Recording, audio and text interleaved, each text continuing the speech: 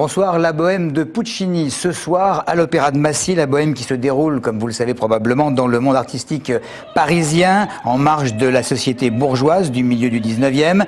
Un mélange de romantisme et de réalisme. Image de la Générale, filmée hier soir et signée Giuseppe Baggio.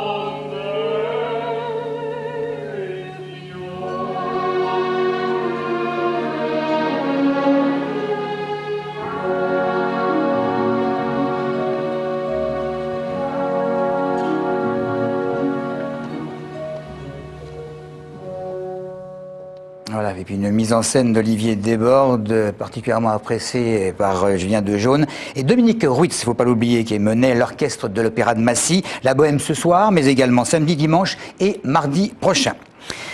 Pour la troisième fois de la semaine, un magasin du département a été braqué. Après les bijoux, c'est au tour des portables d'être volés. Vers 10 h du matin, deux hommes masqués sont entrés dans ce magasin Phone House de la zone commerciale de Sainte-Geneviève-des-Bois. Et quelques minutes plus tard, ils en sont ressortis avec une soixantaine de téléphones portables dernière génération. Une opération rapide et sans bruit. J'ai rien vu du tout en fait, j'ai travaillé toute la journée mais j'ai rien vu du tout, rien entendu.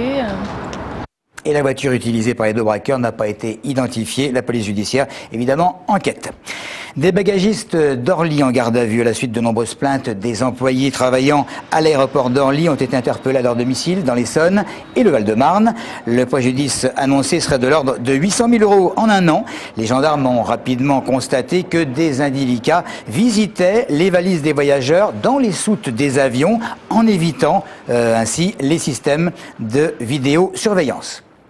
Un forum de l'artisanat, c'était aujourd'hui à Étréchy. On sait qu'avec 920 000 entreprises et plus de 170 000 apprentis formés chaque année en France, l'artisanat est considéré comme le premier employeur du pays. L'occasion pour des centaines de jeunes Essonniens d'en savoir un petit peu plus sur leur avenir. Il faut dire qu'entre le Pôle emploi, la mission locale, la communauté de communes, il y avait suffisamment de partenariats, comme a pu le constater Tariq Aynouz, pour réussir cette manifestation.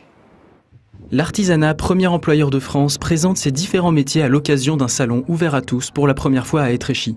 Près de 600 jeunes de 45 communes du sud de l'Essonne ont été prévenus par SMS de la tenue de ce forum par leur mission locale. Aujourd'hui, nous organisons un forum sur les métiers de l'artisanat avec une animation qui s'appelle les Artimobiles, que sont les véhicules que vous avez vus à l'entrée, pour expliquer d'une manière ludique les 252 métiers répertoriés de l'artisanat. Et puis à l'intérieur du salon, vous avez des artisans qui sont là pour témoigner de leur quotidien et de leurs difficultés, en tout cas, et de l'intérêt qu'ils ont à exercer ce métier. Et puis les centres de formation qui préparent aux diplômes qualifiants sur les métiers de l'artisanat. À cette occasion, des élus du département en ont profité pour découvrir par eux-mêmes ces différents métiers et bien sûr faire passer à ces jeunes un message pour le moins important. Les besoins en information directe auprès des jeunes est bien une réalité et il est souvent difficile pour les jeunes qui recherchent des pistes et de formation pour leur avenir de savoir où et comment s'adresser. La mission locale donc a mis à leur disposition un grand nombre d'artisans qui viennent leur parler en direct des formations possibles, des perspectives possibles, métier par métier. La date de ce forum n'a pas été choisie par hasard puisque les journées portes ouvertes des différents centres de formation se dérouleront dès ce mois-ci. La population de Bondoufle appelée ce soir à venir débattre de l'avenir du centre de tri de la Poste en activité dans leur commune depuis maintenant 35 ans. Un centre qui pourrait être délocalisé sur Vissou, on en parlait évidemment énormément, ou du moins voir la plupart de ses activités se déplacer dans d'autres villes, ce qui fait grincer de nombreuses dents. La direction de la Poste entend de son côté optimiser son tri postal après la privatisation et l'ouverture à la concurrence du marché de la distribution du courrier. À Bondoufle, on a organisé un comité de défense soutenu par des élus et évidemment les syndicats. La généralisation des tarifs d'assurance, il est fortement question de cela, puisque certains ne sont pas du tout d'accord avec cette pratique qui consiste à favoriser les conductrices par rapport aux hommes, parce qu'elles sont censées mieux se servir du volant, en tout cas sans casse. On peut également parler des assurances-vie en fonction des femmes qui vivent plus longtemps généralement, et là également, il y a une inégalité de traitement. Quelques Essonniens donnent leur avis. Déjà, il faudrait peut-être qu'ils commencent par nous payer au même tarif. Quand on parle d'égalité des sexes, que ce soit aussi bien au niveau des assurances que du travail, que tout, quoi, que des postes. Donc oui. Je trouve que c'est bien d'harmoniser les deux. Je suis d'accord. Moi, je dis qu'il faut l'équité. Je suis contre. Ce serait plus logique de baisser les cotisations au niveau des assurances que d'augmenter. Maintenir leur avantage qu'elles ont, pourquoi pas. Elles ont assez des inconvénients dans leur vie de tous les jours que pour leur maintenir ce petit avantage qu'elles peuvent avoir. C'est vrai que les hommes prennent plus de risques et donc c'est pas normal qu'elles doivent augmenter les prix juste pour avoir une certaine égalité. C'est une bonne chose en soi. La femme est égale à l'homme. Les assurances et les banques, c'est les mêmes, c'est tous c'est de l'arnaque. Un tract qui ne fait pas plaisir évidemment à certains élus à Sainte-Geneviève. Il représente Pinocchio, un dessin, plus 3 élus, Julien Drel, député, Pierre Champion, conseiller général, et le maire de la ville, Olivier Léonard, accusé d'être les marionnettistes du candidat PS au cantonal, Frédéric Petita. Il semble y avoir de la diffamation dans le texte, c'est évidemment à suivre.